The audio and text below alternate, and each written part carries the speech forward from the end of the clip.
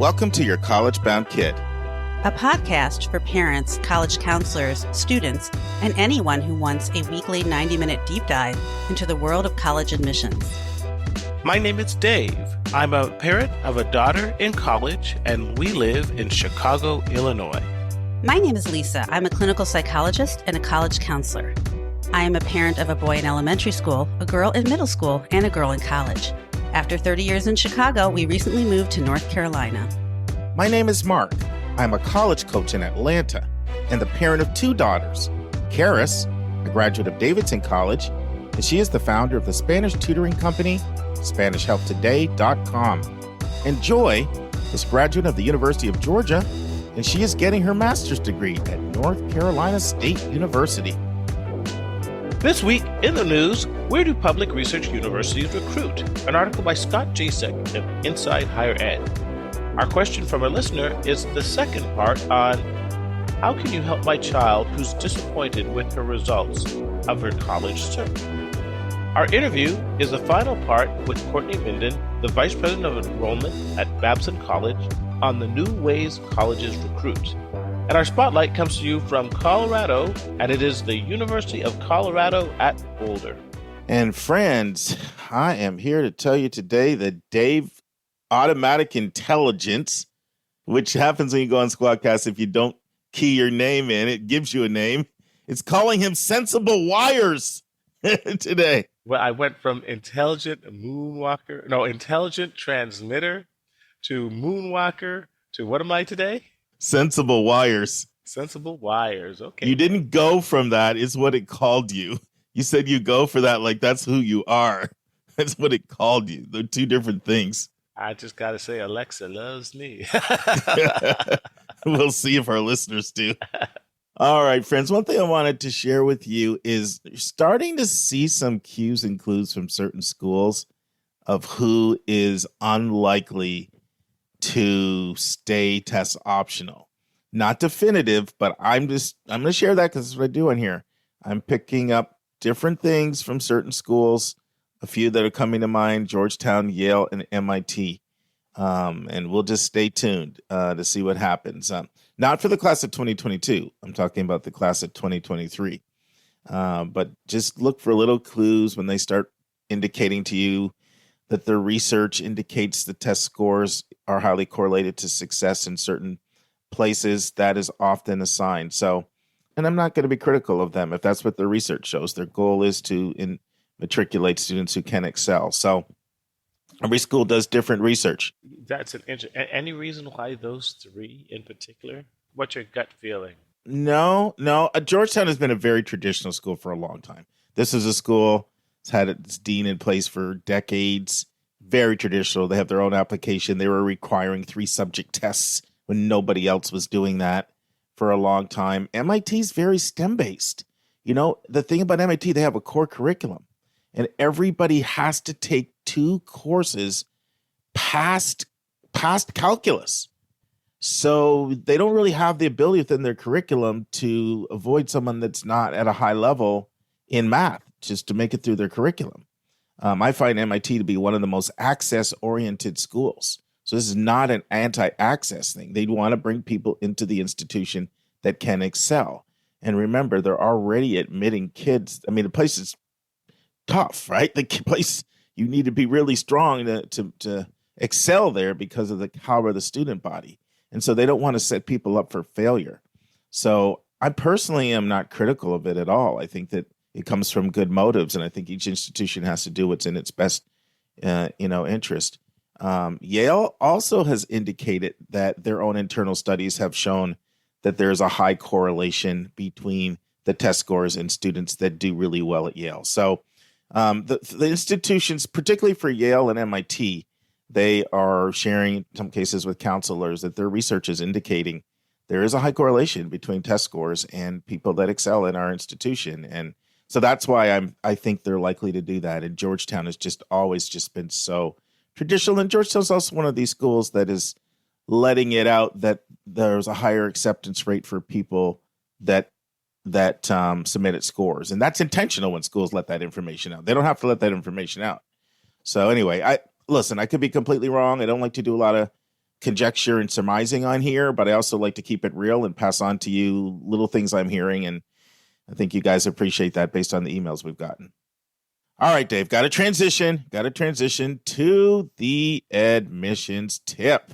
All righty. All right. Yeah. And so many of you have heard one of my absolute favorite things to do is go to a college campus and find a very heavily trafficked place and talk to students. And, I used to make it my goal to talk to 7 before I left the campus. Then I made it 10. Now I'm due 20. Wow. So, I do 20. And that's always my goal on any campus, one of the best parts of my entire visit. And so, in fact, I'll be flying to Raleigh, spending 3 to 4 days with Joy, 13th to the 16th of September. And Lisa and I are going out and visiting 4 colleges together. And we'll be doing this. And so I have had my 2 favorite questions in the past, which I've shared with you. I'm rolling out a 3rd one I'm really excited about. I want to encourage you to use these questions as well on your visits. So my favorite, it's very simple. I just go up to students and say, listen, I'm a college counselor, trying to get to know the school a little bit more. It would be okay if I asked you. In the past, I've said 2 quick questions. Now I'm going to say 3 quick questions. 95% of people say yes. And I've had my students do this, and they have the similar success. The first question has been, in your opinion, what is the greatest strength of the school? You get great answers to that. And sometimes people give you 2 or 3 things. My second favorite question, if you were in charge and you could change anything, what would you change? You get great answers to that. And now I'm rolling out a 3rd one, and it is my tip because I'm encouraging you to use it as well. And it is, what did you not learn about this school until you got here? So that's my tip, is to try those questions out on your campus visits. You're going to need to add an hour to your time on campus, but it may be the very best hour you spend on that campus as far as really learning the culture. So that's my tip. All right, Dave. All right. Admissions vernacular. This is a tough one. Okay. This is a tough one. So I'm not expecting you to get it.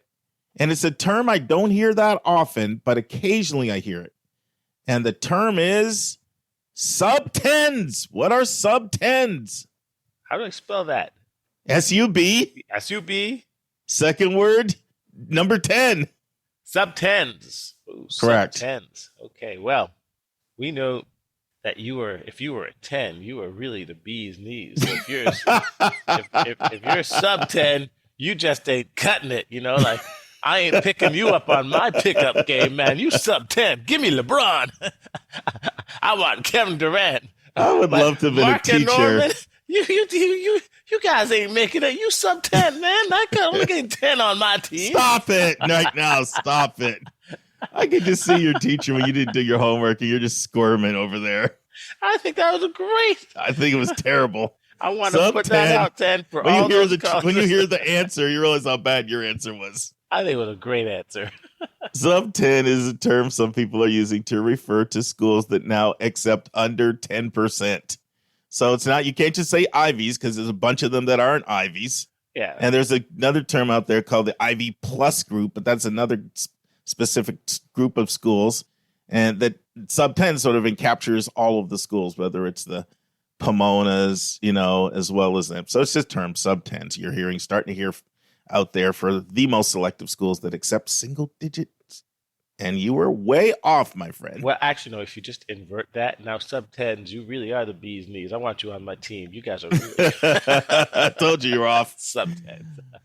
All right, for the big number, I'm stealing a little bit from our article today, Dave. It's going to be a little bit of a segue into our article. So Alabama, based on research, and Dave and I will be talking about this, 3,900 out-of-state visits. Yes. 3,900 out-of-state visits and only 382 in-state. What's going on with that? And with that segue, why don't you take our article away?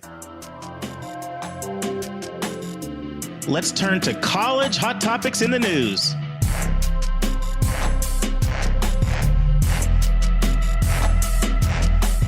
Yes, Alabama leads the way in this article by Scot Jaschik of Inside Higher Ed, and it is Where Do Public Universities Recruit?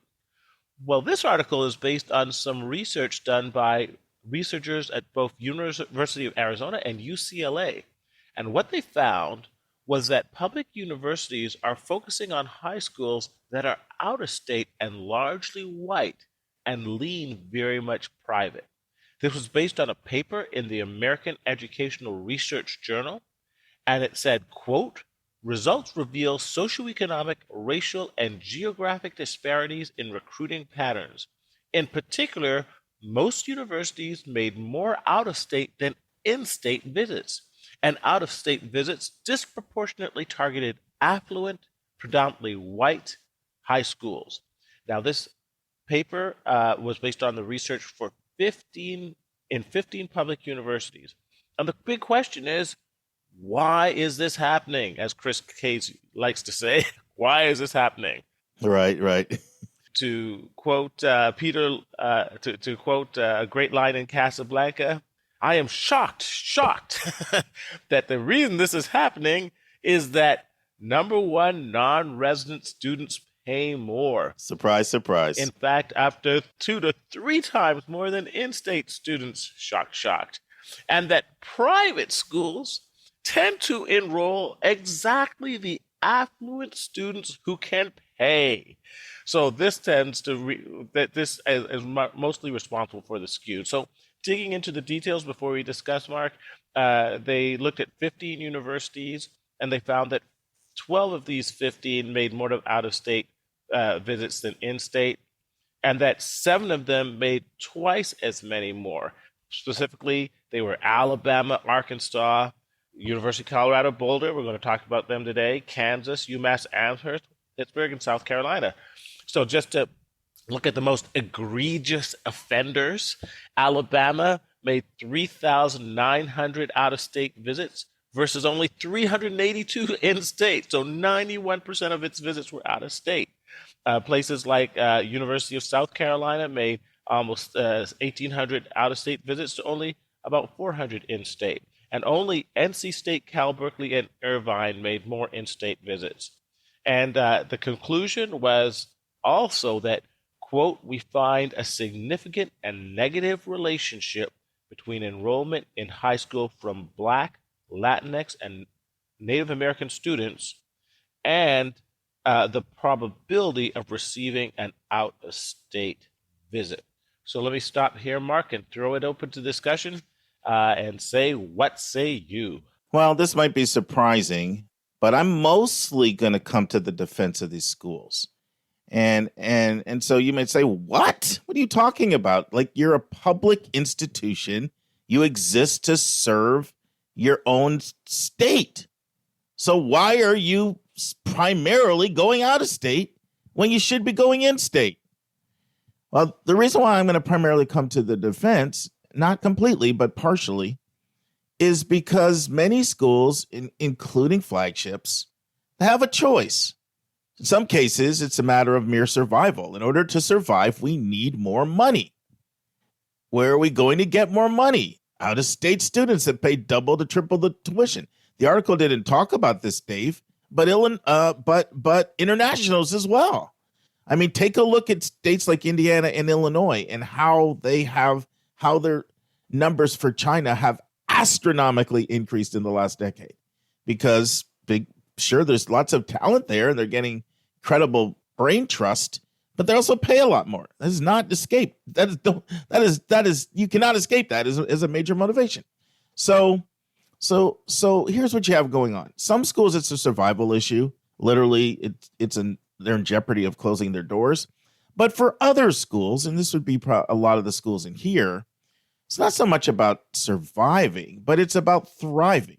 So what is it you need to do if you want to take your school to the next level? Well, schools have institutional research. They have surveys. They look at lots of things. They look at, why are we not graduating more students? Why do we have retention issues? And why do we lose students to other institutions? And I'll tell you so many of the factors that come out boil down to money. So, for example, you might say, you know what? We could really improve our graduation retention rate if we could increase our advisors and be much more high touch. But that's going to cost money. One of the major reasons why schools don't graduate students is financial aid.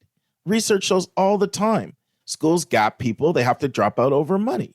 So you realize, okay, where does financial aid come from? Most of the time, financial aid comes from tuition paying students. So you can go and get an out-of-state student. They can pay double or triple, or an international student, and you can actually have more financial aid to support your own in-state kids. Same for your survey may say, well, we're losing kids because we're not offering this program in data science or whatever. Well, that's going to cost money to roll out a new program. So it takes money to take your institution to the next level. And it's harder and harder and harder as these colleges have gotten into races, and they keep adding things like incredible student centers and dorms, and students begin to expect certain type of amenities. So it could be facilities, it could be faculty, it could be financial aid. The bottom line is it takes dollars. Now, here's why I'm coming so much to the defense of these schools.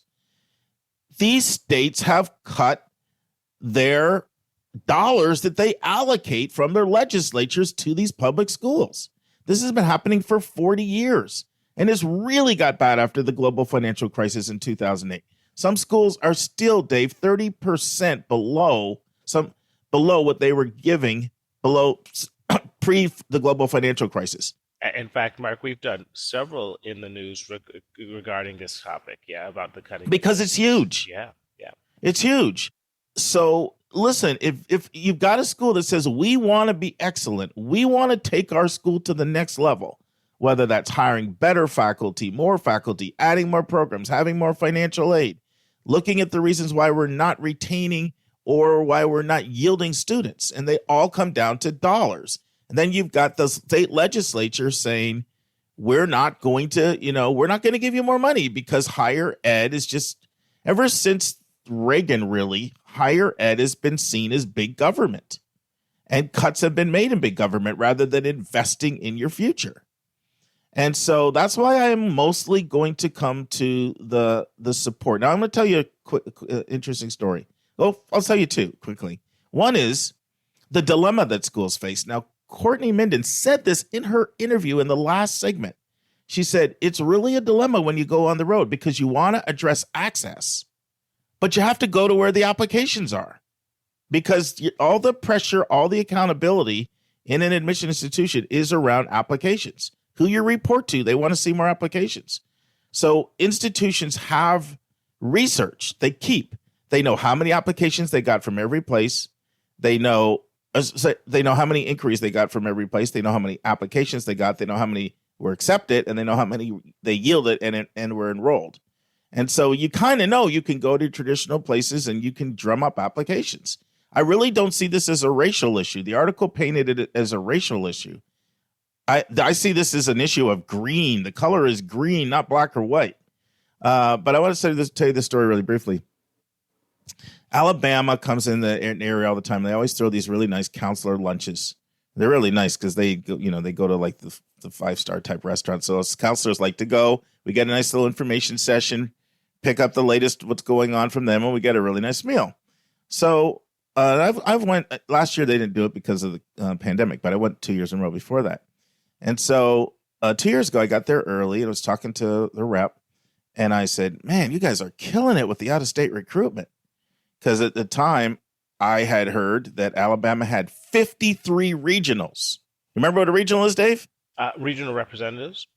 Correct. So regional representatives that live in the area, like you have a regional in Chicago. They don't. Let's say it's University of Miami, who by the way just added a Chicago regional. So they don't live in Miami. They literally live in their home in Chicago, and they work the Chicago market, right? And so Alabama leads the country. I said, I heard you guys have 53 regionals. You guys are crushing it with out-of-state recruitment. And I thought I was being fairly positive, but I could tell maybe this is a little bit of a sore spot, getting pushed back in the state, because he said, well, we don't have 53, it's 46. And he sort of said it defensively. So I realized it's maybe a little bit of a sensitive issue. But that's my first thought, Dave. I have a few others, but what do you want to say? I've been talking for a while. Well, I think you're exactly right. I mean, what they're doing makes entirely a lot of sense. I did want to add that there was a couple of defenses that we should add. University of Cincinnati in Ohio made a very logical defense. Said, look, we are located within the confluence of 3 states' borders, Kentucky, Indiana, and Ohio. So within a stone's throw of our campus, we recruit from 3 states. It's not that we're purposely going into other states, but we're literally recruiting in our backyard, but our backyard happens to be other states. So that was legitimate. And but to your point. Dave, let me say something because it's on the same theme. Yeah. South Carolina said we visit every high school in our state. Correct. They claim that. And another really important thing is this research was done based on scanning websites because, a lot of colleges on the website, they show you where they travel. So they went onto the website and they scraped it and they kept doing it consistently because it changes and they can go and look and see where people visit. But another very important point that was brought out, and the publishers of the article did acknowledge this. They did acknowledge this. They said that's only one way to assess out-of-state recruitment is where you traveled, because it doesn't take into consideration events. For example, every year I go to an event by Middle Tennessee where they bring out their whole top leadership team to Atlanta to do a presentation. So it doesn't count events. It doesn't count text campaigns, phone campaigns, email campaigns, direct mail campaigns. So there's many other ways of out-of-state recruitment that are not factored in by this research. So I just had to throw that out there. Yes. And let's go back to South Carolina. They also said, hey, look, in regards to our minority recruitment, we really have a commitment to the minority recruitment in state. So their strategy was almost that we're going to use a lot of the out-of-state higher paying students who do trend more affluent and white to help us with our in-state minority recruiting. Now, I don't know if that actually occurs, but I do think that's a legitimate reason. So whether it occurs or not, you can tell me. So, right. But there were some legitimate defenses, and then I look at a place like Alabama and also Clemson. These schools that have very successfully leveraged their success in Division I football into expanding the academic breadth and the profile of the state. And let's admit, Alabama's at the state now that they've academically probably outgrown the state in the sense that the caliber of students that they are getting out of state probably, and that pool, I would gather, is probably bigger than what they could do if they just focused in-state. Well, Dave, it's not even a question. I mean, for the last 5 years, they've had over 60% of their kids have been out of state. This is only one metric, and we know this highly trends with income and education, but 40% of their students are coming in now with a 30 ACT. That was like unheard of before. So the other thing that Alabama has brilliantly done, and South Carolina's kind of patterned themselves after that, is they have dangled out very generous merit scholarships to the highest achievers. Yep. They're saying, listen, we're going on basically what they've done. It's the classic case of the strongest students get the tuition discount, the merit scholarship, and the student that just squeak in pay the full freight. So they'll go out of state and they actually accept a pretty broad range of student compared to like a Georgia or a Florida or North Carolina, other schools in the South. They accept a fairly broad range of students, but they use the kid that's like the 3.0 kid who got like a 1050 on an SAT or, a 21 ACT. They oftentimes admit that kid, but you don't get any money. You're paying the $52,000. But then their merit scholarships kind of start for kids that are getting like 29 ACTs, 1350 SATs, and like, higher GPAs, more A's than B's. And they go all the way up to some super generous ones for the superstars. And so they've also gone in and mined the top talent out of other states and this because Alabama's actually, it's not a growing state. It's not. And so I think from a standpoint, if you look at it at just what's best for your institution, it's actually pretty smart. I do have one criticism of them, of what they're doing. And it's not so much that they're going for ways to get money to take their school to the next level. It's that what they're doing, and most public schools don't have a lot of institutional money. So when they go out and they're $52,000 out of state, there's not a lot of financial aid. Now, I mentioned for the highest achiever there is, but there's not a lot of need-based financial aid at most public schools. There's not. So my criticism of them is that they're not more explicit when they're recruiting, because I've heard their pitch. Remember, I'm not that far from South Carolina or Alabama, and I see them all the time. And I meet people because their representatives are everywhere. So And they have talented people with good people skills. So they're oftentimes impressing kids, right? But they really need to be more transparent. Like, listen, your family's going to have to take out a lot of loans. You're going to have to come up with a lot of money because there's not a lot of need-based money. Now, I don't feel they are, from what I've seen, I haven't heard them be deceitful. But I just don't feel they're upfront talking about that as much as they should. And their goal is to recruit. And so the kind of thing is, look, we're gonna recruit, and they do get a lot of people that fall in love with the school through the rep. Yeah. And then you're stuck with a really big bill. And if you're an under-resourced or middle-income family, you can't pay $52,000. So that'd be my criticism of them. Yes, and I just want to add that I know at least 2 of the 3 schools that did not have this trend was only because of state pushback. We discussed Cal Berkeley and Irvine, the UC system, that after the last recession, they went very aggressively for out-of-state students until the politicians or the taxpayers noticed, and then they got a lot of pushback and they had to back off that. But it was that's actually a really important point. Yeah. So the article said NC State, UCB, UC Berkeley, and Irvine were the only 3 that didn't have more out-of-state recruiting than in-state of the 15 studied, right? What do those institutions all have in common? North Carolina has a state-imposed ban of not being able to take more than 18% of students out of state. And the state of California also has an 18% ban, although certain institutions can go up to 25, like Berkeley and UCLA. But we know that's under question that whether that'll go lower. So where there was accountability within the state, there you saw a different reaction. And if you want to address that, then put those stipulations in place. But if you're going to do that, make sure you fund your schools. But I mean, if I was Alabama, I was USC, and as you said, Mark, you're in a declining state, and also you were in an area that probably has a lot of regional prejudices. I mean, the reality is, if you're someone from the Northeast and the Midwest, you need a visit from Alabama, I think, to convince people that you're more than just a Southern football power. So I can see why you really need to target the resources if you want to maintain the academic reputation and selectivity that you're aspiring for. You know what? You were actually sensible wires today, man. Hey, man. You really were sensible wires. Are you coming off the graveyard shift? No, I've just been moonwalking this whole... See, you got some sleep. Get some sleep. Tonight. You're That's sensible right. wires. Sensible wires. It's time for a question from one of our listeners.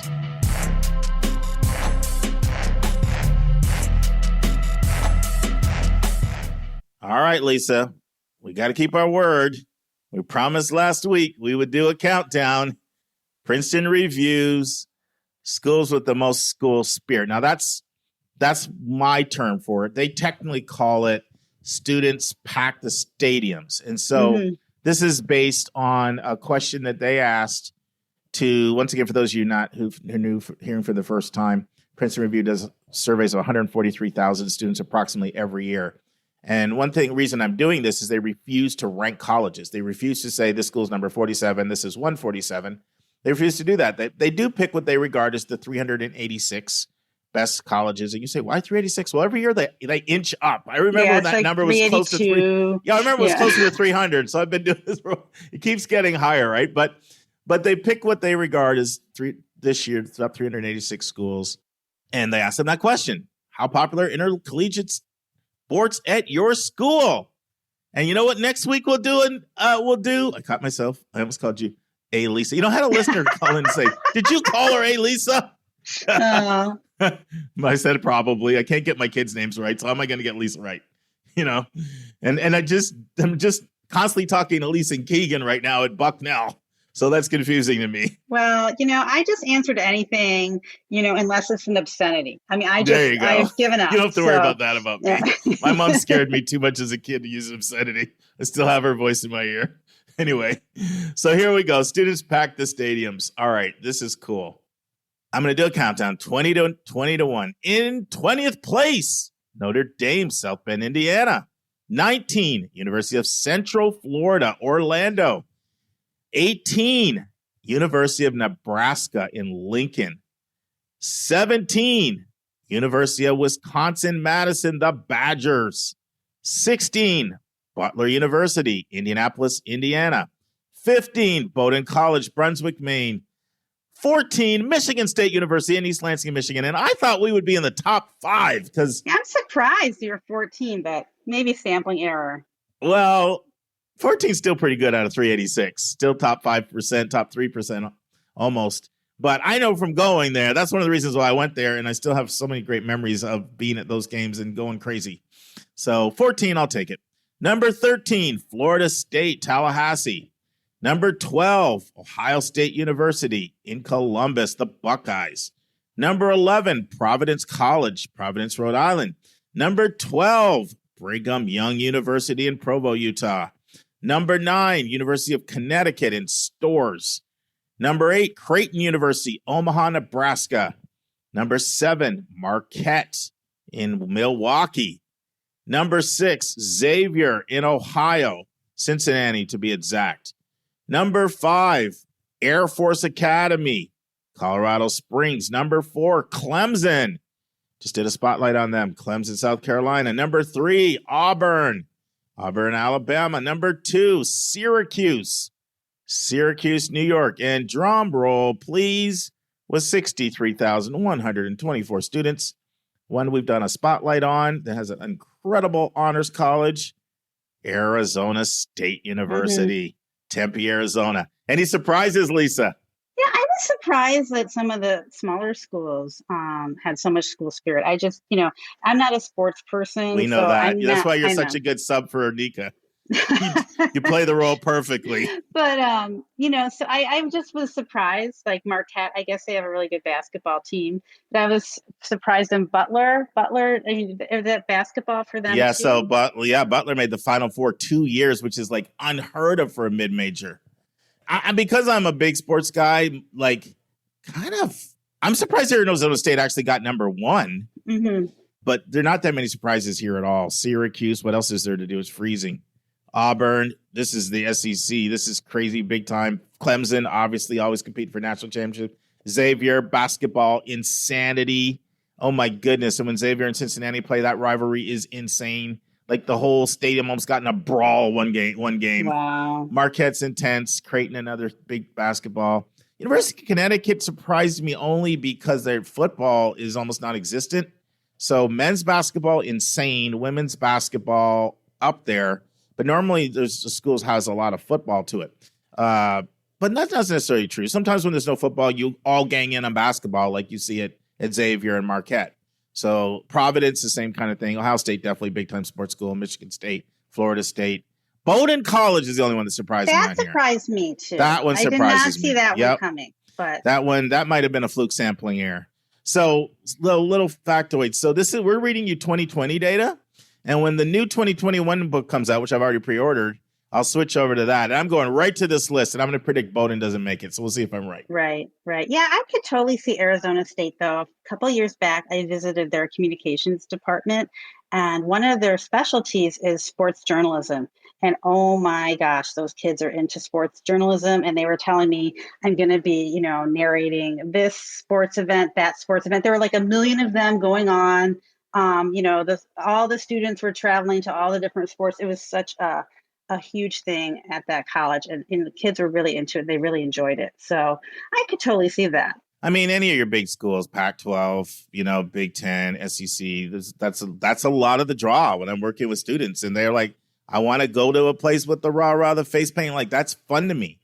I just talked to a student recently who took a trip and visited the University of Washington, and it was so much fun that it's really making her think maybe I need to have a big school on my list, because she's like leaning to like the 3,000 and under. So Anyway, next week, we're going to look at the exact opposite. It's like what they call it here is I'll read the exact thing. Instead of students pack the stadium, they say, there's a game? You mean there's actually a game on? Those are the schools Lisa's looked at. Well, I feel guilty now because when I was a postdoc at the University of Michigan in Ann Arbor. Oh, you didn't go to any games? No, I would go to the mall because there was nobody there. I'm a little surprised they didn't make it, to be honest. Yeah, just because me too. football, they've got the biggest football stadium, 109,000. But hey, we'll see. It's all good. All right, next week, I'm looking at the list right now, and yeah, these are not your athletic powerhouses. I'll be nice with my people on that list, I think. Yeah, you'll be with your peeps. Now it's time for part 2 of our answer to Yvette's question about what her child should do after being disappointed by her college results.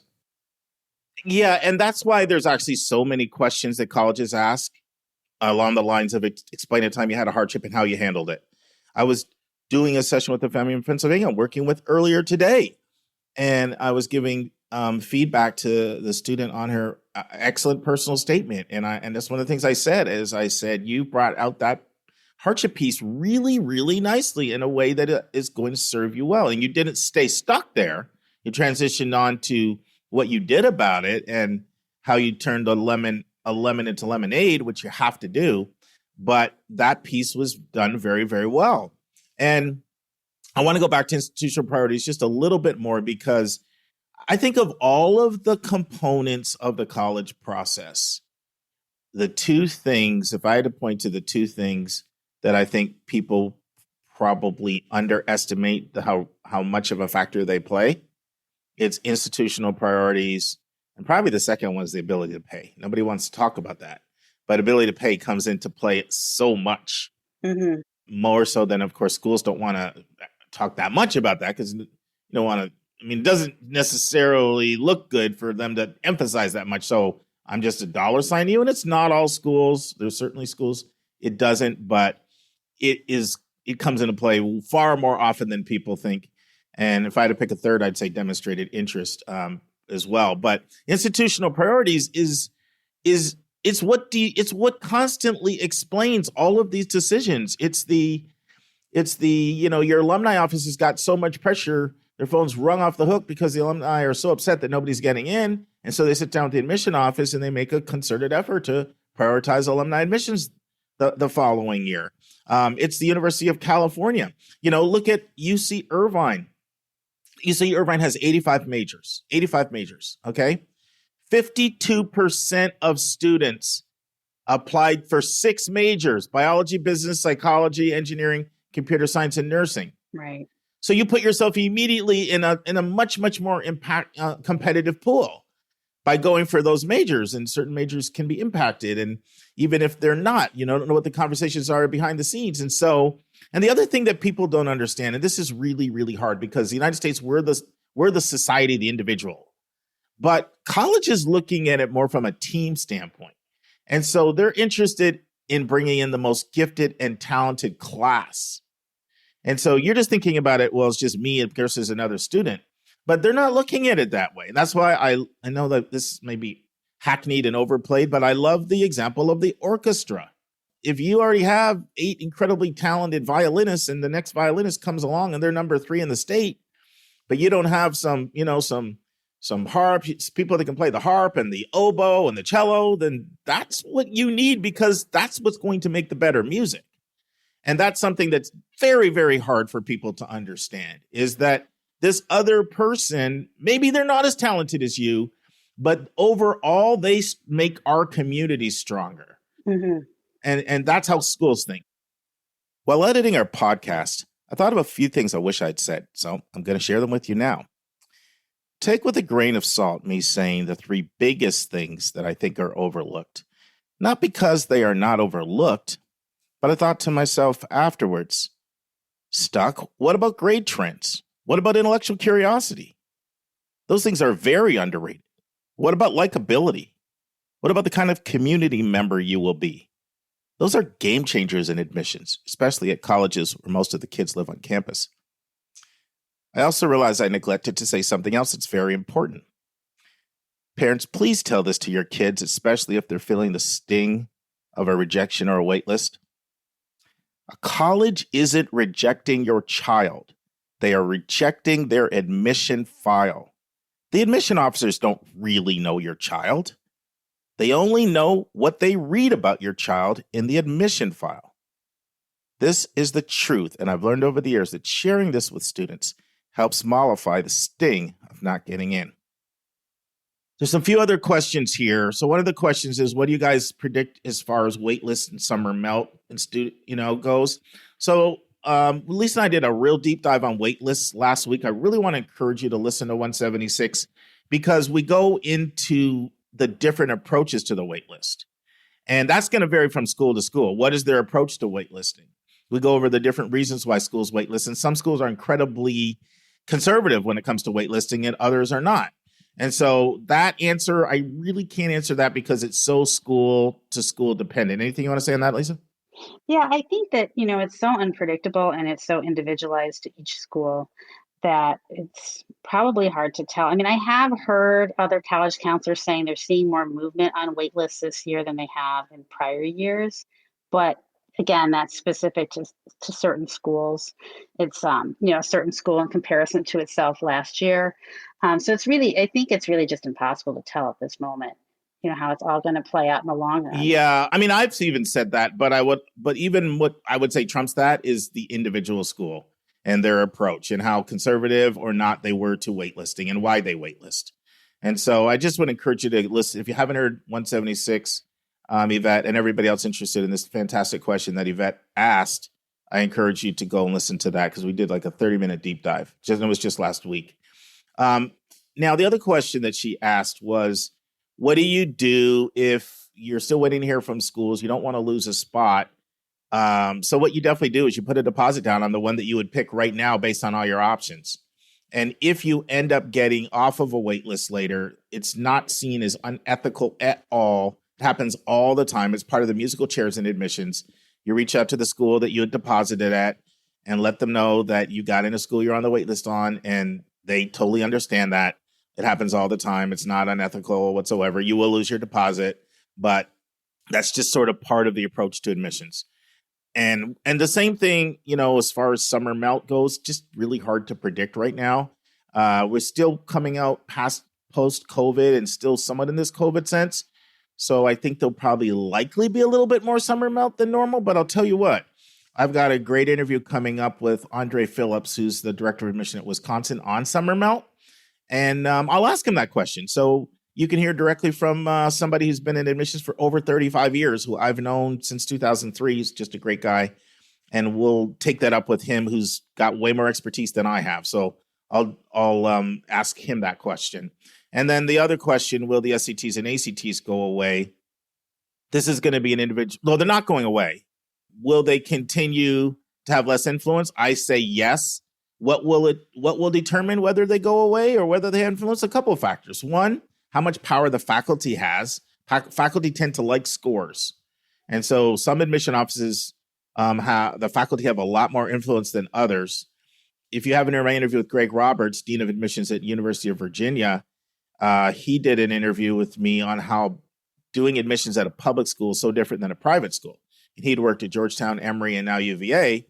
And at Georgetown and Emory private schools, the admission office had all kinds of decisions they could make. But at UVA, the state and the governing body makes so many of the decisions. So the whole entire, university system of Georgia just made a decision saying that everyone has to submit test scores this year. Many, many colleges are not happy with that. So there's a lot of factors that will determine that. And for right now, I'll just say that SATs and ACTs will never have the influence they've ever had before.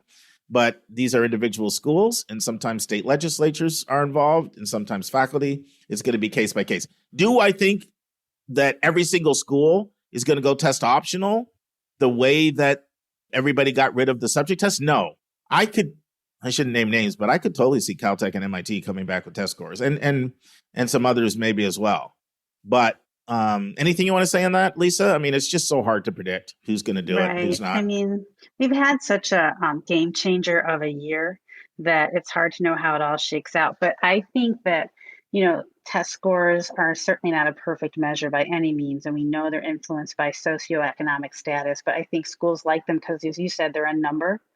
And they kind of are like a gross indicator of like academic ability. And I think that certainly the SAT and the ACT, they don't want to go away. They're going to fight to not go away. And they're large organizations with billions of dollars. So I think they'll do whatever they can to stay in the game. Yeah, and in some cases it may be, I mean, you're so right. And I've been meaning to talk about that. Like I can see them coming up with some really attractive incentives to certain schools to stay afloat. There's absolutely no question about it. One of the reasons why I'm confident that you're going to see less influence, though, is because it's proven fact that you get more applications. Right. When you're test optional, and colleges want more applications, especially with some of the things we're seeing right now, like the birth dearth on the horizon and the demographic cliff that's projected in 2025-26. Doing anything that will lead to more applications is appealing versus doing things that lead to less applications. Right. And because of what Lisa said, that so much research shows the correlation between test scores and family income and family education, there's a lot of pressure coming from people in the access movement, the access community, that scores are an inequitable metric that are contributing to the gaps between the haves and have-nots. And a lot of schools, just even from a PR standpoint, they don't want to be seen as being insensitive there. So those are some reasons why I'm very skeptical that you'll see the majority of these schools that have gone test optional will stay test optional. I feel very strongly about that. But I do believe that some won't, and I also think that there are going to be some schools that are going to be really coy. I think they're going to stay test optional, but they're going to put stats out there like this. Our acceptance rate for test optional students is this, and our acceptance rate for test submitters is this. And the test submitters number is going to be higher. And schools don't do things like that accidentally. So they're sort of subtly, tacitly showing you that they may want your score without saying that they're requiring the score. Does that make sense, Lisa?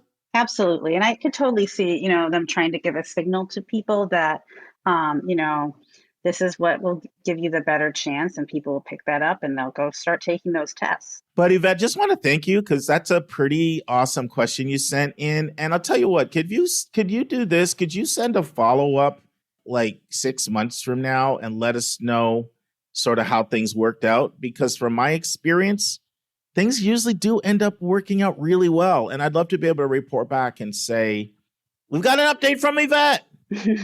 So we'd love to hear from you. And thank you so much for being a listener and sending in such a great question.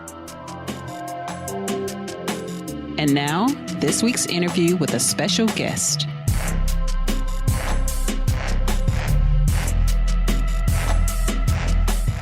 Okay, friends, I am so excited about this part 3 of my interview with Courtney Minden. This Courtney is just so honest about recruitment and how it works. And in this part, we talk about what are the implications for you, the student, in light of these new changes schools are making. So Courtney starts out by talking about the 746 virtual events they did last year. What different events did they do of these 746? She explains why she knows that they were effective. And get ready to laugh when you hear her answer. And then, as I said, Courtney and I have just a really candid conversation about what are the implications for you as a student in light of the new ways colleges recruit. What does this mean you need to do? And what does it mean if you don't do it? Listen and enjoy. Now let's talk about this number. And this is in your article, 746 events you did. That's 2 a day. That's not counting, and that's not counting interviews. So talk to us about what some of the different types of events you did in that 746. So again, with the opportunity really was to try to go outside of the tour, information session, open house, physical campus visit. And so where the opportunity was to really try to bring the college community to the students through people other than the admission officer. So I think a lot of that volume, I mean, honestly, Mark, I was not at 746. I know that. There's just too much Netflix in the world. I can't. There you go. But I also have a new puppy. And so, there you go. No, not going to happen. But this was, Babson's a really unique place. And the next guest you have is going to say their school is very unique as well in their own right. And no, but you're very entrepreneurial as a school. We're very entrepreneurial. You really are. But we're not unique solely because of the admission team. We're unique because of the faculty, the students, some of the other staff. And so those 746 were really community events. So I mentioned before a classroom simulation, or, we have centers. So these thought leaders that exist in places like the Cutler Center for Finance, or the Center for Women's Entrepreneurial Leadership, the Lewis Institute that talks about social entrepreneurship. So we could have, the representatives or some of the alums who have been active in those centers talk about the kinds of projects they've been able to do. That we have different incubators and accelerators. All these. So I'm teaching you my Babson vocabulary right now. I love it. Ways for students to take their ideas and run with it using their community resources. And we were able to say, you come in front of the students. Would I be able to bring the Lewis Institute to a school visit? Absolutely not. They don't have time. They have their day jobs. And so, I was really inspired by an alum who, I don't know who told this to, but he was the CEO of a major cruise line. And he said to a member of Babson community, he said, pre-pandemic, I could never come to Babson and do a talk, but I would love to come to a class and talk about the tourism industry in the pandemic. I can do that from here. And so all of a sudden, I thought about that. I said, well, that means we can all bring in the people who would say, I love what you're doing in the admission office, but I'm in California, so good luck to you. And so, so it was really not 746 for the sake of 746. It wasn't 746 different kinds of information sessions. It was different conversations with students, with groups, with, I talked about in the article, there are a couple of alums who just said, we're in California and we would love to just do a panel about, the alumni experience. And one of them, they were all amazing. There was a woman who works at Netflix and is really doing cool things there. There's also the CEO of Ring, Jamie Siminoff, who is nice. Who, I don't think I would have Jamie Siminoff come to, an ordinary Tuesday. Right. So again, it was about really seeing the opportunity and taking advantage of it. Nice. So let's say, Courtney, you were doing a presentation to the board and you laid out all this activity and someone said, well, clearly you did a lot of activity, but how do you know it worked? How would you answer that? The fact that I'm still employed. There you go. If it did, you wouldn't be here. Still employed. No, but in all seriousness, there's a couple of ways you can look at it.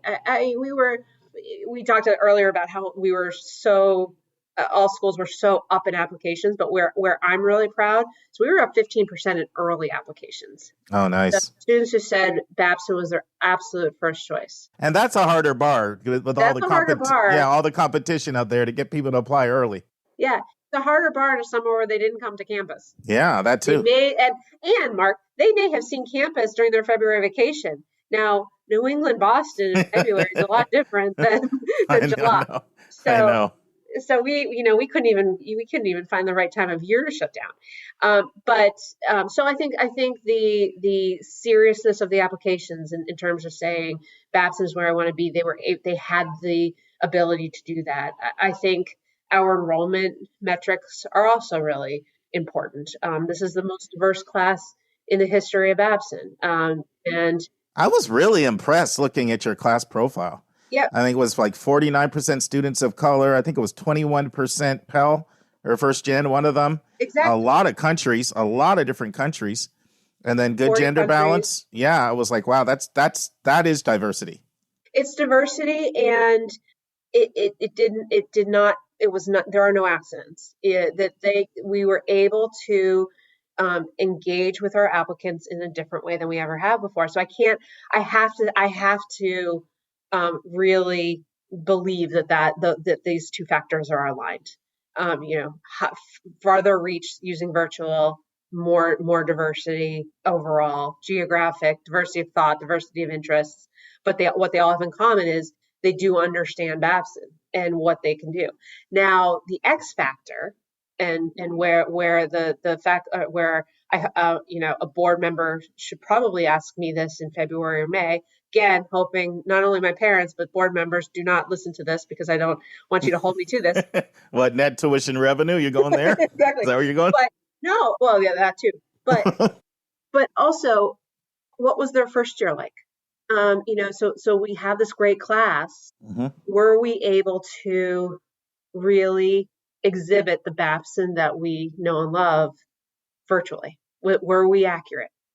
And so it's really I'm going to be watching that student experience, and do they come more engaged because they've reached out to more current students? Because remember, when we were doing, I'm no fool around the habits of somebody online, is when we had sort of the Brady Bunch squares on Zoom of students who were admitted, as opposed to them being in a lecture hall, kind of, sort of not really engaging with each other. You knew that they were like looking each other up and emailing each other, well, probably texting each other and saying, are you going to come to Babson? They're getting to know each other without us even being involved in that. They're very savvy like that. So are they going to feel more part of the community, even ironically, even though they had not, maybe a lot of them have never visited? I don't know. Yeah, I think it's impressive that for the early apps to be up. I mean, all the metrics you mentioned, but that does say something, that they were able to get an element of confidence without having visited, especially early decision. Yep. Yeah. It is. And they're strong. They were really strong, and I'm really excited to see what they're going to do. Let's take a break to learn about Mark's recommended resource for the week.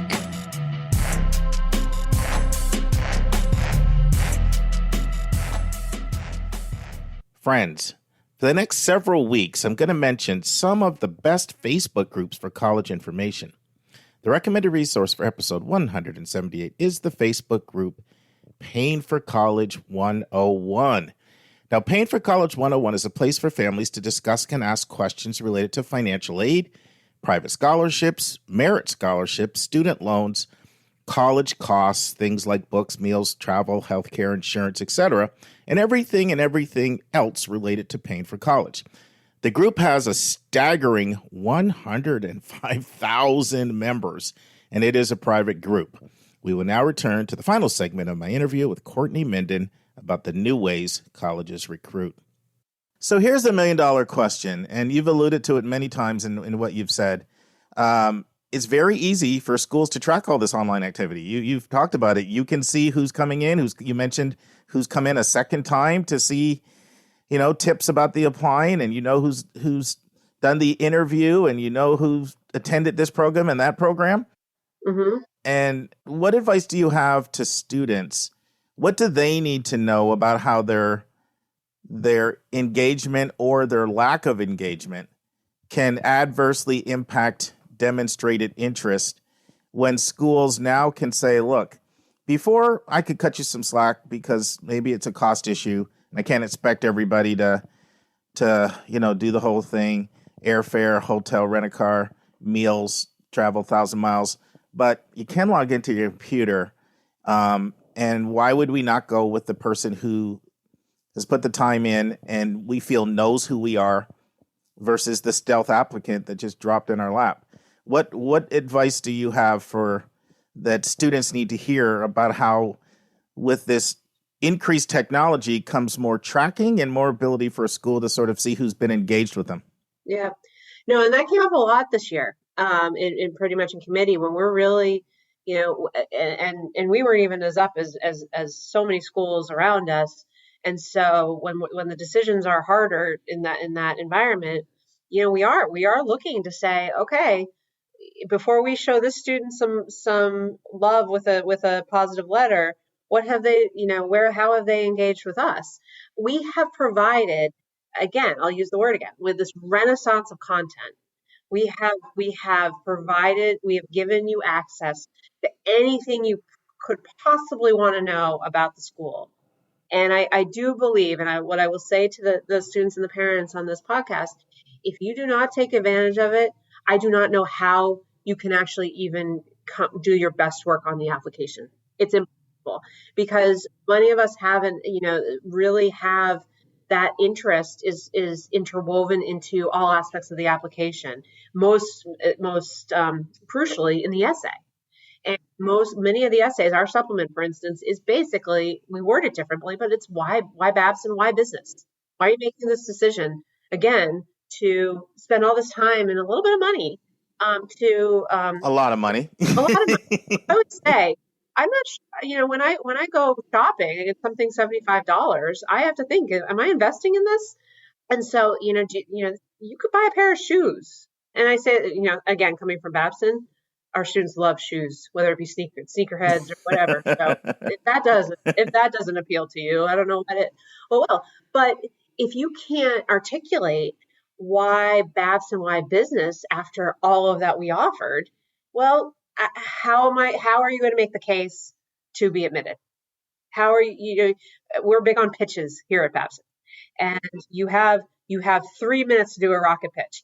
That's not so unlike the application. You have 15 minutes to do your pitch, and if you've done no research, if you have not made your case, we move on. This I've done over 75 interviews since we started this 4 years ago, and I say this in all sincerity. This is one of my favorite interviews, Courtney. Thank you. No, I mean that because I've been trying to convey how a lot of schools look at both demonstrated interest and what I call demonstrated understanding, right? So demonstrated interest to me is LTE, likely to enroll. But demonstrated understanding is also what you're talking about. Like, do you get who we are? Do you even know what you're walking into? And so many times people shy away from wanting to talk about that. And I get it because, as soon as you say these metrics are used and it comes up in committee, then people think, okay, now people are going to fake they're interested or they're going to stalk the admission officers and all that. So it tends to be a very difficult question to get transparency out of an admission officer talking about this stuff. Yeah. I have nothing. I think again, we go back to the first question. I'm somebody who went into the application process knowing less than nothing. I was the worst because I thought I knew more than I did because I was a 17-year-old girl. But I also don't see the admission officer as a gatekeeper. I said this in our staff retreat yesterday. We are not trying to keep these students out. We want them to come in and we want them to do well because it's a long game. I mean, think about the business that is higher ed. We want you to come in knowing what you're getting into and really excited about that so that you're so excited in your 4 years. You're engaged, you're in clubs, you're engaging with our faculty, with the centers, you're getting your first job that you love because of your networking with our faculty. You graduate and get into, with a wonderful outcome. And then the long game is for the next 85 years or so, depending on life expectancy, you are a member of our community and you are giving back. Yeah. And so this is not just about saying, most selective class in history. I don't find a lot of gratification about that. I find the gratification this time of year when I'm reading stories about our grads and what they did, and then seeing them 5, 10, 15 years later, eventually on our board, and making the decisions for the future. So I don't know how you can't be transparent when you want that outcome. Courtney, this has been fantastic. Thank you so much. And you're back next week to talk about Babson College. I'm just as excited about that as I am about this. Can't wait. Thank you so much. Now it's time for our college spotlight of the week. College spotlight today is the University of Colorado, which is a really hot school. I can have students from coast to coast, and this one is one they bring up to me. I don't need to bring it up to them. And it's a special place in my heart because my brother Norm lives 30 miles away from there. So when you're talking about the University of Colorado, there's 3 very common nicknames or names you'll hear it referred to, and they are CU Boulder, just CU, or Colorado. Now, the University of Colorado is a system of public universities in Colorado, just like Minnesota was a system a couple weeks ago, and I did that spotlight. Minnesota had 5 locations. University of Colorado has 4 locations. There's University of Colorado Boulder, University of Colorado Colorado Springs, University of Colorado Denver, downtown Denver, and the Ann Schutz Medical Campus, which is in Aurora. But we'll be talking about CU Boulder, which is the flagship university for the state. Fascinating history. So CU Boulder was founded in 1876, 5 months before California became a state. And talk about how, things can either go your way or not go your way. So you got to hear this story. First of all, on March 14th, 1876, the Colorado Territorial Legislature passed an amendment to the state constitution, and it provided all this money to establish 3 different schools. And they were University of Colorado in Boulder, Colorado School of Mines in Golden, and at that time, Colorado Agricultural College in Fort Collins. And Colorado Agro College in Fort Collins, what is it now, Dave? Colorado. I should know this. You were close. Starts with Colorado. Colorado State? Yep, Colorado State. Okay, good. Yep, Colorado State. So here's the fortune that happened to Boulder. 2 cities were told they were going to have to compete to see who would get the University of Colorado. And the 2 cities were Cannon City and Boulder. And they were told the winner gets the university. And guess what the loser got, Dave? The mines. The prison. Oh, jeez. Yes. But Cannon City had its work cut out for it because it was already the home of Colorado Territorial Prison. So sure enough, Boulder won out. And guess what? Now there are 6 prisons in Cannon City. Oh, wow. Talk about redlining. Exactly. So every year I work with a few students who just love the outdoors. And I mean, they love it. And when I administer my questionnaire to them, it's all about being connected to nature. And they want beautiful vistas and ample outdoor activities. And people are active and they're into fitness. And when I get that, Colorado's absolutely one of the first schools that pops in my mind. When I think of my brother Norm, too, who moved to Colorado 30 years ago and absolutely just loves the place because Norm fits the zeitgeist of the whole state of Colorado. That's just the way it is. It's, I'm working with 9 students from Colorado and last year and this year. And most of them are into what I call the INGs. You know what the INGs are, Dave? ING, probably outdoor fitness, hiking, biking. Oh, you're nailing it, my friend. Yes. Skiing, snowboarding. By the way, these things are very popular at CU Boulder. Skiing, snowboarding, skating, biking, hiking, fishing. And if that is you, you'll likely love CU. Now, it does get cold there. I'm not going to pretend it doesn't get cold, but that's one thing my brother loves about the state. 300 days of sunshine. The sun does come out. So it's kind of weird. It's like sun, the temperature will drop crazy low, and then the next day it's 65, 70. But the culture is very outdoorsy, very health-oriented. And here's a fun fact.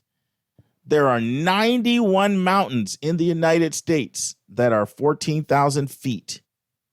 And 58 of them are in Colorado. How's that? Wow. More than 60% of your 14,000 feet mountains are in Colorado. So it's very, very hard to say what the most beautiful campus in the country is. To me, it's a lot like the rankings because beauty's in the eye of the beholder.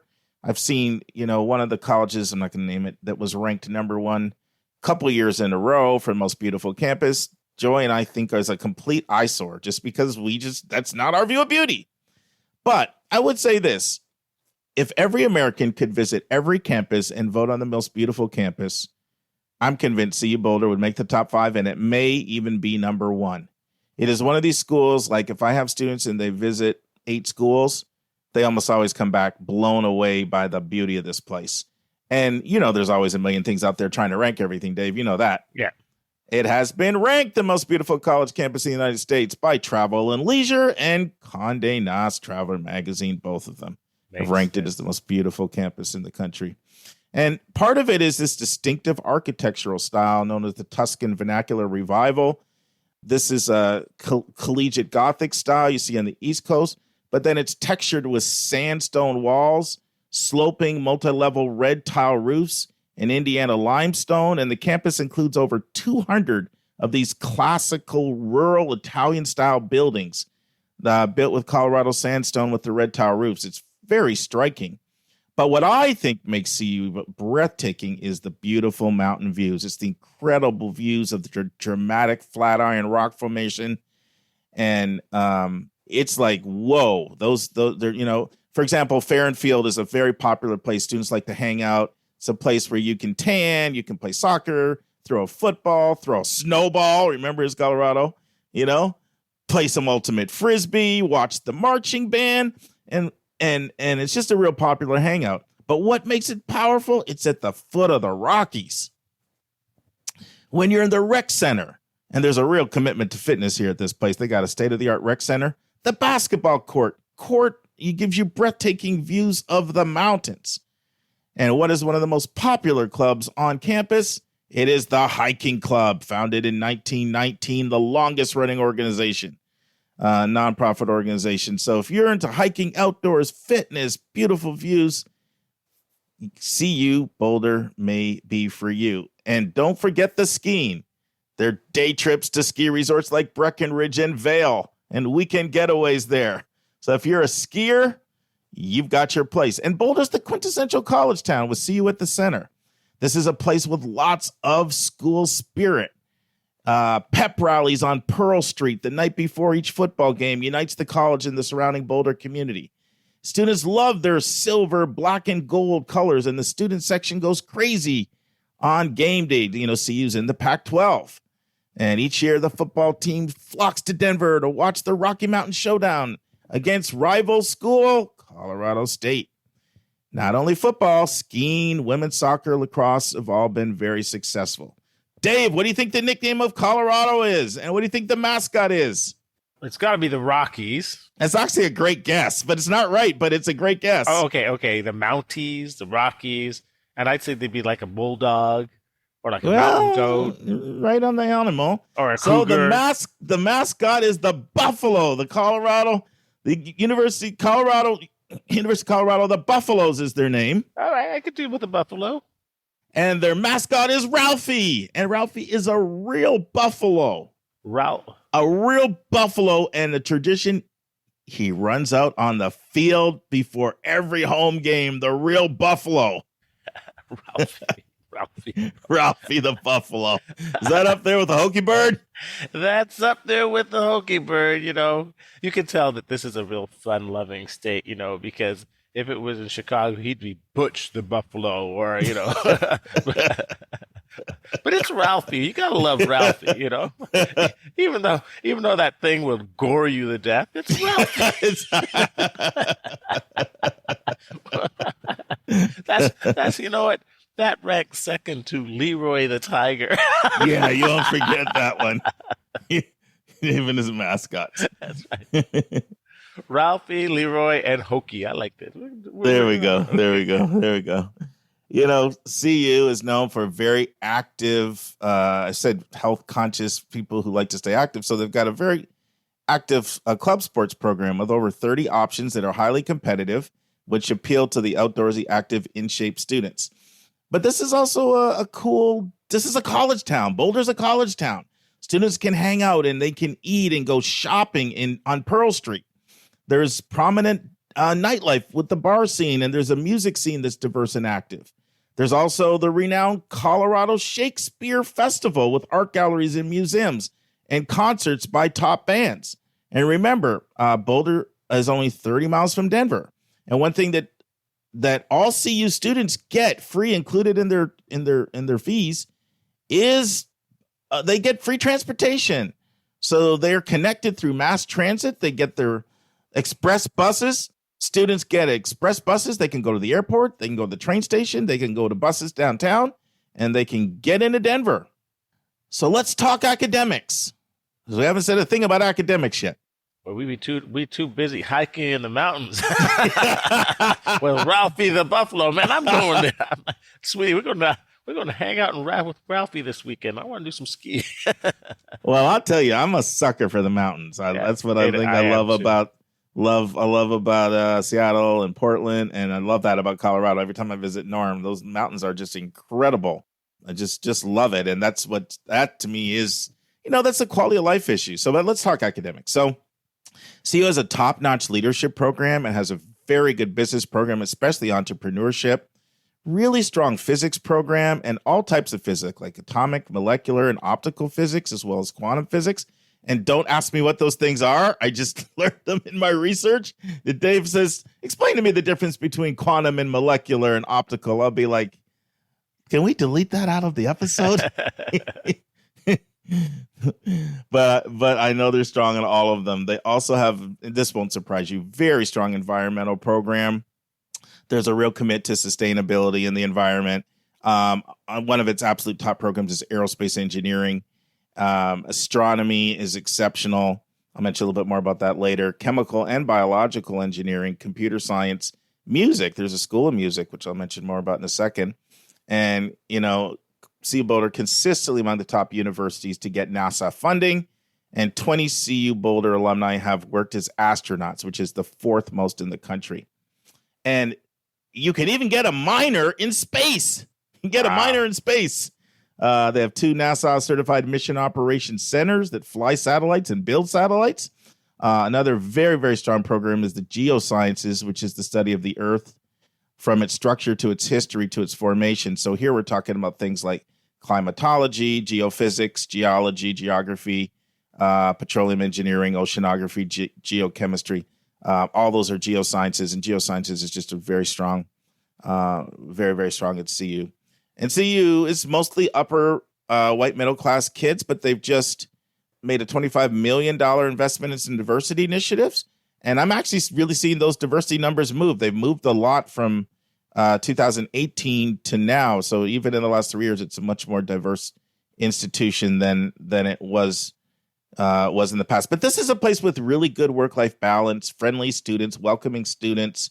For a large school, there's a real community atmosphere. And one of the reasons for that is CU has something they call raps, Dave. And it's not what we used to think of as raps, which is Run DMC or Grandmaster Flash. That's right. Furious Flab. Yeah. You can break up with the jam. That's right.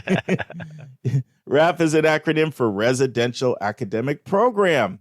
And these 12 RAPs, what they are is they're small specialized living learning communities where you take 1 or 2 courses limited to 25 in your actual residence hall. So you're taking classes with students that you live with in your residence hall. And it really builds community, especially for freshmen coming in and trying to sort of transition to a new place. And they're on all kinds of topics like leadership, the arts, global studies. They also have 5 other living learning communities. And they're into acronyms, Dave. In addition to RAPs, another strength of their program are their BAMs, B-A-M-S. B-A-M-S. Okay. BAMs. BAMs are Bachelor Accelerated Masters programs. Bachelor Accelerated Masters. So what they do, it's really smart. Your senior year, they let you start double dipping into your master's so that you can get a master's in 5 years. And they have BAMs in over 25 different majors. So they put you on a path where you come out in 5 years, but you come out with a master's. Another really good program is what's called the President's Leadership Class. This is a 4-year scholarship program for gifted students. It involves community service opportunities, leadership training, internships, and they have you meet with like the movers and shakers in both Denver and in Boulder when it comes to business, education, and politics. And then the top 10% of students automatically get admitted into the Honors College, and there's over 80 courses in the Honors College, and 40 of the classes are taught by tenured professors and limited to 15 students. And they also have almost 4,000 courses to pick from. So a lot of fantastic things about the university. I'll just mention one other thing, and then I'll ask you kind of what popped, and then we'll do the stats. So you apply into a college, not into the whole school in general, as a student, and they have they have a number of different colleges and then some programs as well. So they have colleges, such as the College of Arts and Sciences, the College of Engineering, which is the hardest to get in, by the way. And the College of Engineering has over 14 specialties. College of Music, the College of Media and Communication and Information. Then they have the Program of Environmental Design, the School of Education, and the Lead School of Business. So you are applying directly into those, and they all have different acceptance rates depending on which school which one you're applying into. And so, let me just briefly talk a little bit about their admission process, Dave, and then I'll let you see. So once again, those 8 individual colleges, you can apply undecided as well, which is the second most popular one. That's called their exploratories program. But as far as the admissions evaluation, there's 2 short essays. They give you a choice, 2 really short essays or a personal statement. But they're mostly looking at academic rigor, a transcript review, and your GPA and your grade trends. They allow for 1 recommendation, and they offer early action as well as regular decision. And recently, they've really poured multi-millions of dollars into their Center for Academic Success. Freshmen must live on campus. They have 22 residence halls altogether. And they have one really neat thing. They let you interview your potential roommate and talk to them. Ooh. Just pretty cool. So what popped for you, Dave? And then we'll do stats. Well, Colorado is one of these places. It's like Seattle when I spent a year in Seattle. It's one of those places that people visit for school or for whatever, and they never leave. And I remember, I've worked all over the country, from Florida to the Northeast, to the Midwest, to many parts of the South. But the reason I've never worked in Colorado is there's never any jobs in Colorado because it sells itself. And so I've only been through Denver a couple of times, but I know how stunningly beautiful that place is. I think you've also mentioned how so many kids now from both coasts they'll mention a lot of schools on each coast and then Colorado. Yeah. The one thing I have to look up is I'm really, as an architectural buff, I've never heard of the Tuscan vernacular revival style, and it the classical rural Italian style, but I know what type of building that is, and it is absolutely gorgeous. So I'm really going to, after this, look up some pictures of Colorado University, because that Google Images and the combination of the mountains, what a wonderful place. But you're also getting the best of both. You're in the Pac-12. Mark, refresh my memory. When did Colorado win the national championship? It's been about a couple of years now, a couple decades now, but it's still a top tier football program, I believe.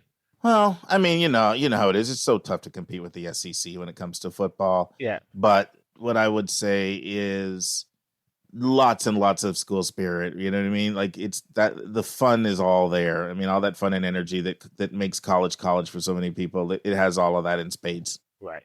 But the things academically is I really like the BAMS. So what is the accelerated bachelor's and master's program, where you can get your master's in 5 years. I thought that was very impressive.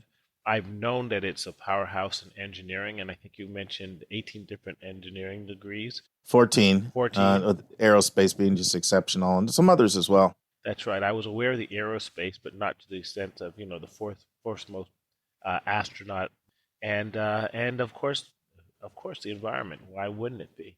So, and you can ski and snowboard and do all those other ings. So maybe I should go back to school, man. Well, one thing that's nice is a place, and it's part of this is the culture of Colorado, and I also find this is just more common in the West in general. But people are not just uptight; like, they know how to enjoy life. Yes, they do. And it's funny. I was thinking I just had a flashback. One of the Colorado families I'm working with, they're like, "Mark, we're from Colorado. We like to enjoy life, so don't recommend any of these uptight, intense places." And it's part of the culture there. And when you combine that with how health conscious they are, it's actually really healthy. And I think that's one reason why people are in good spirits, is just because it's a very, very healthy environment. Like I said, when I'm working with my Colorado families, they want a level of outdoors, even if they're looking at leaving the state. And my own brother Norm, it's always climbing some mountain or hiking or biking or doing a triathlon or something. It just fits the culture there. And I think it's just very, very healthy. You go to some schools and people are just, they're just so stressed out and they're just wound so tight. And that pretty soon they're going to be calling Lisa for help, for clinical mental health. Well, one thing that really helps is that 300 days of sunshine. That's huge. Yeah. Because for so many people, I know for me, it's not so much the cold of the winter that you can deal with, but it's the cold and the overcast. Yeah. But you got sunny, and it is, I don't believe in dry heat, but I do believe in dry cold. There's a big difference between dry cold. I'm sorry for all y'all folks in Phoenix, 120 degrees, 120 degrees. I don't care how dry it is. You burning up. But dry cold. Yeah, but it's not the same as Miami when it's that temperature and it's thick with humidity. All right. Well, we'll argue about the heat some other time. But the cold, but sunshine, dry, cold, Colorado Mountaineer, I can see it. I mean, to me, that's as good as June and July, especially when you're skiing. So I can definitely see how people just love the four seasons. It doesn't matter what time of year it is; it's still all gorgeous. So a survey of Colorado students I read said that only 16% are Republicans, and Boulder leans Democratic, which is much different than what you'll find in Colorado Springs to the south. So that is something that conservatives may not be comfortable with. I want to mention something because one of our really avid listeners pointed out something. They said, I love your spotlights, but every school sounds so amazing. And to keep this in mind, there's between 23 to 2,400, closer to 2,400 now, four-year accredited schools in the country. And so far, we featured 80 of them. And so you would think that at least 10% of those, probably more like, 15, 20% are like really excellent institutions, right? And so you would think that there'd be at least 240 to 350 excellent institutions. And so we're trying to highlight a lot of them here. I do want to always point out some areas for improvement, and I'll mention one in a second for Colorado. Ready to jump into stats, Dave? Go ahead. Let's go do the stats. So one thing about CU Boulder is it is one of the pricier out-of-state flagships. It's not quite as high as Michigan, Virginia, California, the UCs, but it's $59K. You're going to pay $59K is your out-of-state cost of attendance. Now, does that merit scholarship? I mean, there are merit scholarships, but less than 6% get merit scholarships. They tend not to be like the Alabama-sized merit scholarships, which are really large. The average ones are around 10. Doesn't mean the biggest ones are 10, but the average ones are around 10. So it tends to be a school that will cost people more than other Western flagships and even Eastern flagships. That is something I'll say. So $59K is your out-of-state sticker price. Merit scholarships, you can bring it down if you're at the top of the class quite a bit. In-state, $34K. That's all in. The range is 25 to 32 on the ACT, 1180 to 1360 on the SAT. Once again, these aren't cutoffs. This is the middle 50%.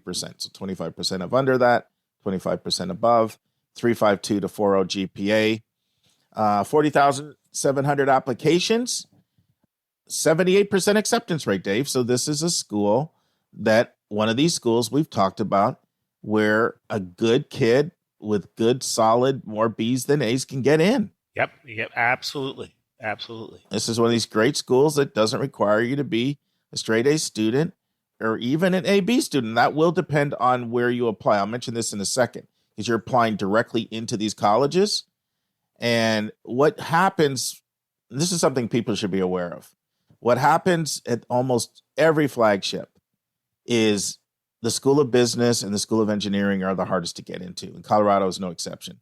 So the School of Business and the School of Engineering, they're not likely to take like a straight B student. Their profile is pretty competitive.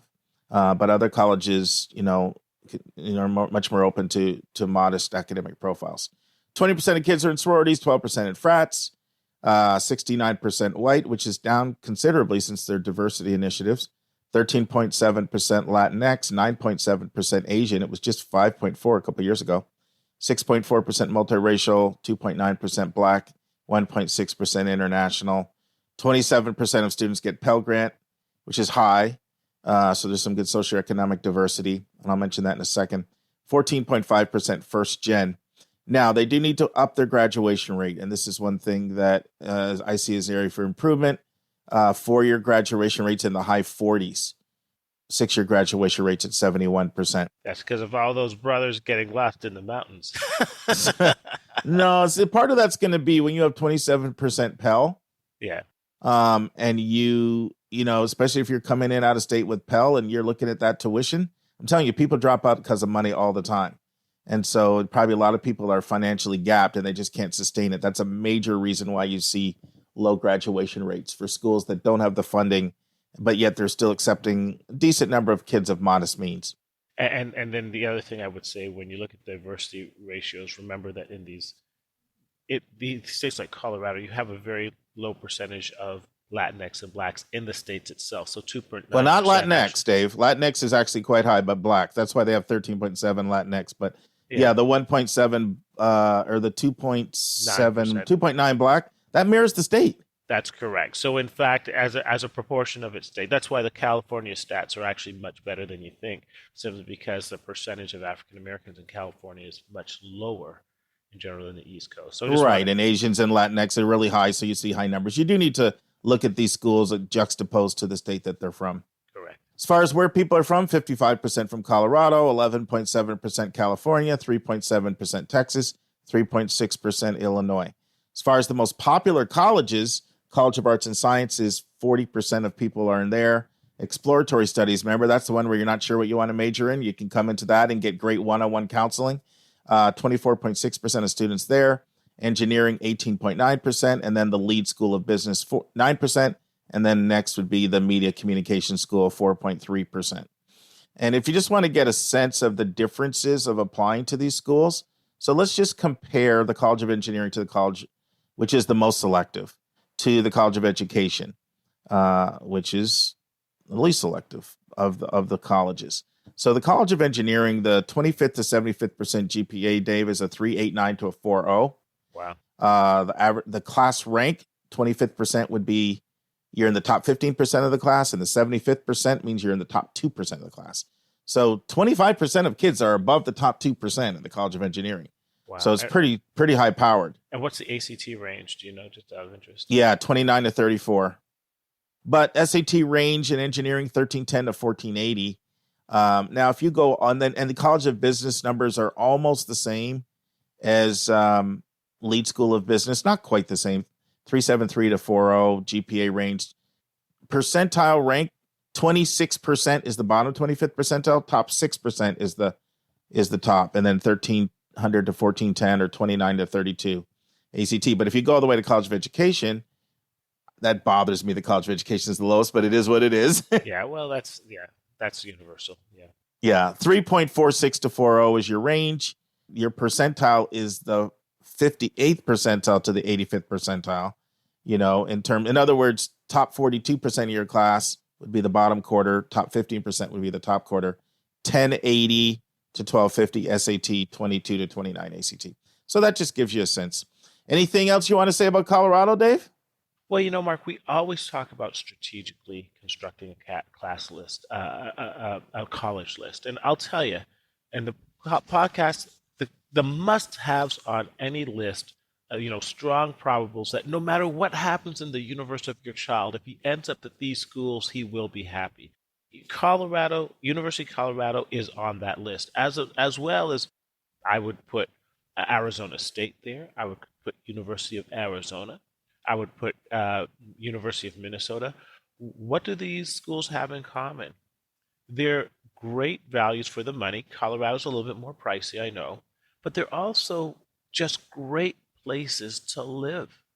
That, you might come from the Northeast or from the West or from the South and not know anything about Colorado, and you'll go there and you'll want to stay, and they'll give you every opportunity to go into anything that your heart desires. So to me, this is one of those parents. Are you constructing a list for your child? And child doesn't have to be straight A's. Doesn't have to be like, this is a solid B plus child, decent scores. Your child will be happy at a University of Colorado without a doubt. Just like book it. Well, what I really like about what you said is you want to have those probables on your list, and they're the hardest part for me as a college counselor. Everybody loves the stretch and the reach schools, and they love the possibles. Getting those probables that they're excited about is always the biggest challenge. It's different strokes for different folks, and so I would never say like Colorado should be on your list or Minnesota or Arizona. These are all great schools if you're open to a larger school or you're open to that location. Different people like different things in a school, so I definitely agree these are fantastic schools. not every school fits everybody. And so I'm clear about that. But I appreciate you underscoring the importance of great probables. And these are great ones if they match up with the other things you're looking for. And depending on your academic profile, it could be a stretch school or a great possible school. In order for it to be a probable, especially for the business and engineering school, the student will need to be well above average academically. Quickly, Dave, some other overlaps. You want to take any guesses? All right. Well, we already talked about California. I would say California, Arizona, and possibly the Midwest, like Iowa. But how's that? A couple of them.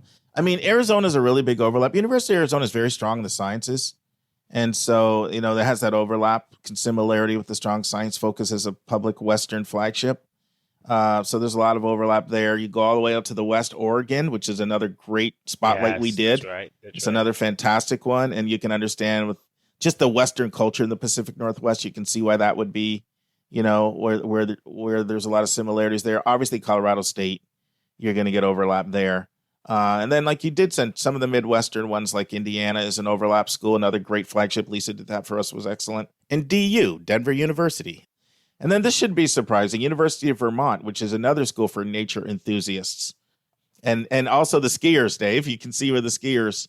I was going to say that makes a lot of sense if you're looking for places to ski, that makes a lot of sense. And it's in Burlington, which is very similar in many ways. Yeah, and Purdue should not be surprising because it's also one of the top aerospace engineering schools as well. In fact, Purdue is one of the few schools. Remember I said they had the fourth most astronauts? Yes. So it was MIT and Purdue and one other school that were ahead of them. So they're going to overlap a lot competing for those aerospace engineering students and astronauts. So, but there you go. CU Boulder, CU or Colorado. Number 81 in our college spotlights. Hanging out with Ralphie the Buffalo. Hey, as long as he doesn't gore me. Exactly. I've seen games. I see games when he runs out on the field, man. It's like, I don't want to be anywhere near you, dude. And for all you nature buffs, I will ask, the question is, what's the difference between a bison and a buffalo? That's above my pay grade. Well, the difference is because the burger shop does have a bison burger, but doesn't have a buffalo burger. I wonder why. Anyways. Hey, there's Buffalo Wild Wings. There is Buffalo Wild Wings. That's right. Next week in the news, the persistent grip of social class in college admissions. A great article by Arvind Ashok of the New York Times. Our question from a listener is, my child is really great at STEM, but does not like the arts, but he is good at drawing. Would it be beneficial for his college admission process for him to take an arts class at school? Our interview is with the Vice President of Enrollment of Babson College, Courtney Minden, and it is on Understanding Babson College. And the college spotlight will be that interview on Babson College. And that's our show. A big thank you to you, our listeners, for tuning in this week. If you find this podcast helpful, please subscribe so you get every episode as soon as it is released. If you are interested, there are a few ways you can really support our podcast. You can click the share button and send it to your friends and acquaintances. You can help us pay our staff and our expenses by donating on our website. And you can write a review for us on your favorite podcast listening app. I am the producer of the Your College Bound Kid podcast. We have a fantastic team of 9 people. Shout out to our co-host, Dr. David Williams and Dr. Lisa Ruff. Our sound engineer who fixes all of our many errors is Nemanja Motvich. The amazing music you hear is from Victor Allen Weeks. Marketing designs are from Kimberly Blass. Our image editor is Talha Khan. Joy Stucker does our website episode updates. And our webmaster is Dalianas Dimitri. If you want to have a college coaching session with me, just text me at 404-664-4340. If you have a question you want to ask, or a college you want Lisa or me to do a spotlight on, or if you have a recommended resource or an article you think we should share, just send it to questions at yourcollegeboundkid.com.